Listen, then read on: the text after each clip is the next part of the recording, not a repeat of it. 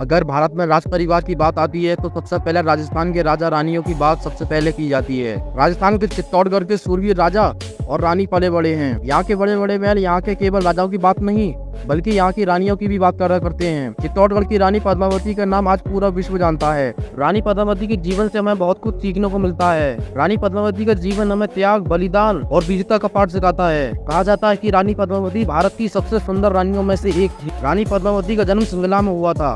वहाँ के राजा गंधर्वसेन रानी पद्मावती के पिता थे और रानी पद्मावती की माता का नाम चंपावती था। रानी पद्मावती बचपन से ही पराक्रमी और शूरवीर थी। रानी पद्मावती के पैरों की लाली इस प्रकार थी कि मानो बिना आग लगाए उनके पैरों के तले लाल दिखाई पड़ते थे। जब रानी पद्मावती पान खाती थी तब उनके मुख के साथ उनका गला भी लाल दिखाई देता था। और तो और जब रानी पद्मावती जल ग्रहण करती थी तो उनके गले से शरीर में जाता हुआ जल साफ दिखाई पड़ता था। इस प्रकार से सुंदर थी रानी पद्मावती। रानी पद्मावती का विवाह कराने के लिए उनके पिता गंधर्वसेन जी ने एक स्वयंवर का आयोजन किया था। इसमें वहाँ के बड़े बड़े राजा आए थे। उन्हीं राज्यों में चित्तौड़गढ़ के राजा रावल रतन सिंह भी आए हुए थे। राजा रावल रतन सिंह ने स्वयंवर के आयोजन में सभी राजाओं को हराया और रानी पद्मावती से विवाह किया। रतन सिंह चित्तौड़गढ़ के राजा थे और उन्होंने 12वीं और 13वीं शताब्दी में चित्तौड़गढ़ पर राज किया था। राजा रतन सिंह सिसोदिया राजवंश के वंशज माने जाते हैं। राजा रतन सिंह अपनी पत्नी पद्मावती से अत्यधिक प्रेम किया करते थे। रावल रतन सिंह एक दयालु राजा थे जो अपनी प्रजा के हित के लिए हमेशा अच्छे काम किया करते थे तथा अपने प्रजा को हमेशा खुश रखते थे। रतन सिंह जी को कला से अत्यधिक प्रेम था, इसलिए उन्होंने अपने राज्य में देश के बड़े बड़े कलाकार जैसे प्रसिद्ध संगीतकार, प्रसिद्ध चित्रकार, राजनर्तकी आदि को अपने महल में बुलवाकर उनकी कला का प्रदर्शन पूरी जनता को दिखाते थे। उस समय चित्तौड़गढ़ में राघव चेतक नाम का एक संगीतकार था जिसे रतन सिंह खूब पसंद करते थे। लेकिन वास्तव में राघव चेतक एक तांत्रिक था जिसे काला जादू आता था। राघव चेतक ने अपनी तांत्रिक शक्तियों से वहाँ के राजा रावल रतन सिंह को मारने की कोशिश भी की थी, लेकिन राघव चेतक पकड़ा गया। राजा रतन सिंह ने राघव चेतक को कड़ी सजा दी और उसे देश से बाहर निकलवा दिया। इसके बाद राघव चेतक प्रतिशोध की आग में जलने लगा और उसने अलाउद्दीन खिलजी जो उस समय के सबसे कुटीर और प्रभावशाली राजा थे उनसे जाकर हाथ मिला लिया। अलाउद्दीन खिलजी दिल्ली के राजा थे जो हमेशा पास के जंगलों में शिकार करने के लिए आया करते थे। ये बात राघव चेतक को पता थी। इस तरह राघव चेतक की मुलाकात एक दिन अलाउद्दीन खिलजी से हुई। जब भी अलाउद्दीन खिलजी जंगल में शिकार करने के लिए आते थे तो राघव चेतक अपनी बांसुरी बजाकर उनका ध्यान अपनी ओर आकर्षित करना चाहता था। खिलजी का ध्यान उस पर कई बार गया लेकिन खिलजी ने उसे अनसुना कर दिया। इसके बाद एक बार फिर जब उसने बांसुरी बजाई तो खिलजी को उससे मिलने की इच्छा जागृत हुई। इसके बाद खिलजी ने अपने सैनिकों को आदेश दिया कि आखिर इतनी सुंदर बांसुरी कौन बजा रहा है, उसे ढूंढ कर लेकर आओ।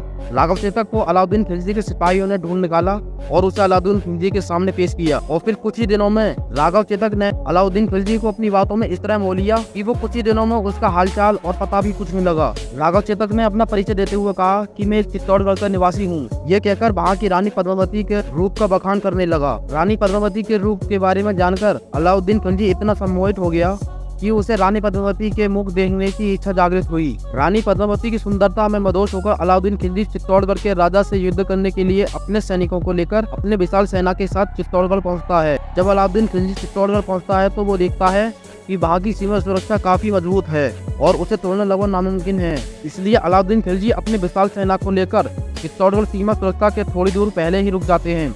लेकिन अलाउद्दीन खिलजी की तीव्र इच्छा और बढ़ती जाती है रानी पद्मावती को देखने के लिए। महीनों गुजर जाते हैं अलाउद्दीन खिलजी को चित्तौड़गढ़ की सीमा में डेरा डाले हुए। अलाउद्दीन खिलजी एक खूंखार शासक थे और उन ना सुनने की आदत बचपन से नहीं थी, इसलिए वे पद्मावती को देखने के लिए अड़े हुए थे। आखिरकार अंत में अलाउद्दीन खिलजी राजा रवल सिंह को एक पत्र लिखते हैं जिसमें अलाउद्दीन खिलजी कहते हैं कि मैं रानी पद्मावती को एक बहन की हैसियत से एक बार बस देखना चाहता हूँ। राजपूता खानदान में किसी औरत से मिलने का जिक्र करना ये शर्मनाक बात कही जाती है।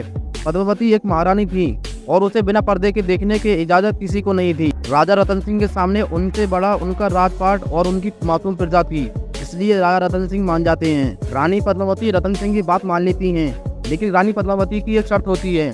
शर्त यह है कि अलाउद्दीन खिलजी उन्हें सिर्फ आईने में प्रतिबिंब के रूप में ही देख सकते हैं। ये बात अलाउद्दीन खिलजी मान जाते हैं और अलाउद्दीन खिलजी एवं उसके साथ एक सैनिक रतन सिंह के महल में प्रवेश करते हैं। एक निश्चित समय पर महारानी पद्मावती आईने के सामने आना होता है। इसी वक्त अलाउद्दीन खिलजी को वह प्रतिबिंब देखना होता है। जैसे ही रानी पद्मावती आईने के सामने आती हैं, उसी वक्त अलाउद्दीन खिलजी उन्हें प्रतिबिंब के रूप में देख लेते हैं और मानो अलाउद्दीन खिलजी अपनी सुध-बुध खो देते हैं। अलाउद्दीन खिलजी अब रानी पद्मावती की सुंदरता देखकर इतने मोहित हो जाते हैं कि वह ठान लेते हैं महारानी पद्मावती को पाने का। और महल से जाते वक्त राजा रतन सिंह को अगवा कर लेते हैं। राजा रतन सिंह को अगवा करने के बाद अलाउद्दीन खिलजी राजमहल में एक संदेश भिजवाते हैं, जिसमें लिखा होता है कि अगर आपको राजा वापस चाहिए तो रानी पद्मावती को देना होगा। अब सागरा, चौहान, राजपूत एवं जनरल गौरा एवं महारानी पद्मावती मिलकर एक योजना बनाते हैं और अलाउद्दीन खिलजी को युद्ध करने का चुनौती प्रस्तुत करते हैं। युद्ध की रणनीति इस प्रकार थी, कुछ पालकी राजमहल से खिलजी तक भेजी जाएंगी। वह पालकी में महारानी एवं दासियां नहीं है, बल्कि वह पालकी में राजमहल के जांबाज सेना होंगी। अलाउद्दीन खिलजी की सेना के पास पहुंचते ही वह पालकी से पूरी सेना अलाउद्दीन खिलजी की सेना को काफी हद तक मार देती है और उस युद्ध में जनरल गौरा शहीद हो जाते हैं और एक घोड़े की मदद से राजा रतन सिंह अपने महल में दोबारा वापस पहुंच जाते हैं। रतन सिंह के वापस जाने से अलाउद्दीन खिलजी अपने आप को बहुत शर्मिंदा महसूस करने लगा और क्रोध में आकर अलाउद्दीन खिलजी की विशाल सेना चित्तौड़गढ़ के पूरी सीमा को घेर लेती है। धीरे धीरे कुछ वक्त के बाद चित्तौड़गढ़ में राशन एवं पानी के लाले पड़ जाते हैं।